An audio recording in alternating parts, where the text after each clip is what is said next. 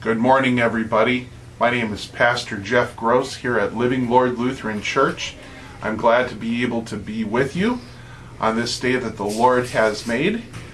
And today I want to talk about the nature of grace, particularly the nature of grace being free. And I think it merits a little explanation as to what the definition of the word free is in relation to the word grace. And it really comes down to a relationship between a parent and a child, our parent being God and we being God's children. And from our perspective, as God's children, grace is very free. But from God's perspective, and from the perspective of any responsible adult, usually something good has a price to it. Now, we just came off of the Christmas season. We just got done putting away all of our Christmas decorations, and we have some time for a thoughtful reflection as to what Christmas is.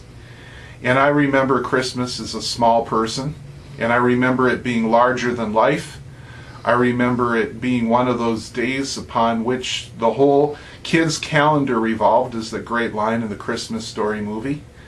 And I just think of those times really hearkening back to my childhood. That Christmas was so wonderful, probably because Christmas was free.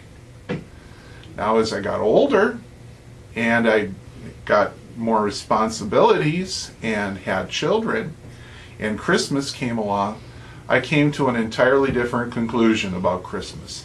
Christmas is great, Christmas is wonderful, but Christmas is expensive. But from my kids' perspective, it's free. But the wise person is the one who comes to the realization that this freedom costs something. And that's the nature of grace.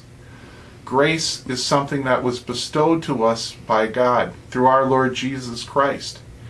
And those of us who receive grace can receive it like a child receives Christmas, or a trip to Disney World, or a birthday party, or any other kind of creative endeavor that parents would bestow upon their children for a hefty price.